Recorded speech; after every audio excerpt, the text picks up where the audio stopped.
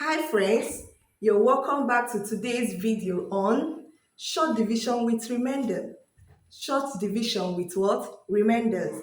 In our last video, we talked about short division without remainders. But today we'll be looking at short divisions with remainders. And remember that the steps we used for the last video will also work here. If you did not watch the last video, please do well to subscribe and watch the last video.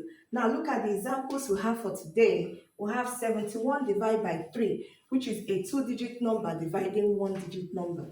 Now first off, we put our division sign. We put our 71 here, which is our dividend, and our divisor out. 3. We are looking for the answer, which is called the quotient. Now let's look at this. Remember, we always divide from the left to the right, sorry. So now we have how many groups of 3 will be going into 7?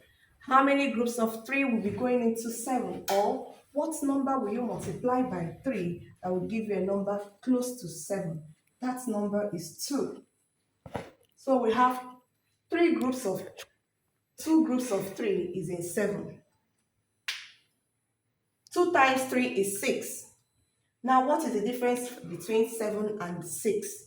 That difference is 1. Difference is the answer you get from subtraction. We keep repeating it. That difference is what? 1. So what do we do with our 1? We add it to the next number, making it 11. We add that 1 to the next number, making it 11.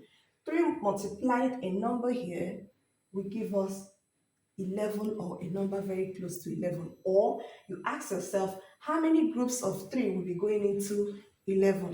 So we'll have 3 times, which is 3 times 3 is 9. So we'll be writing our 3 here. 3 times 3 is what? 9. 11 take away 9 is what?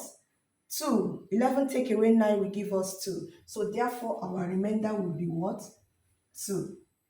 Our remainder for this question is 2. Here we'll now have, therefore, 71 divided by 3 will give us 23, remainder 2. Are we all there?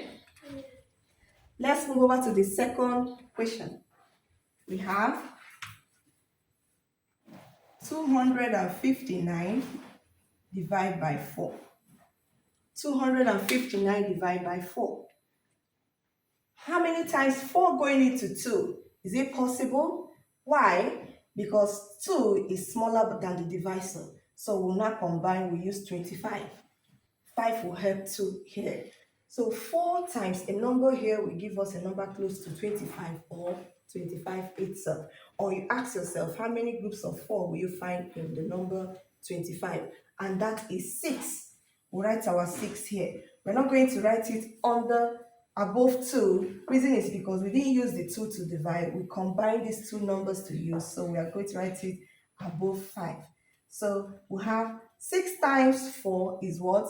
24. 6 times 4 is 24. Sorry, I don't need to write it there. 6 times 4 is 24. So we are going to have 25 take away 24 is 1, right?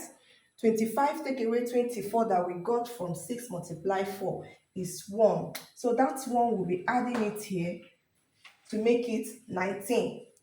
How many groups of 4 should go into 19? How many groups of 4 should go into 19? 4 times what number will give us? Remember what we talked about in the last video? You have to know your multiplication table. 4 multiplied 4 is 1. 4 times 2 is 8. 4 times 3 is 12. 4 times 4 is what? 16. 4 times 5 is 20. 20 is more than 19. So we'll go back to what? 4 times. 4 times 4, which is 16. We'll have our 4 here. 4 times 4 is 16. 19 take away 16 will give us what? 3. So we'll have remainder 3. Therefore, 259 divided by 4 will give us what? 64, remainder 3. Thank you so much for this lesson. Please subscribe and follow up in the new videos that are dropping.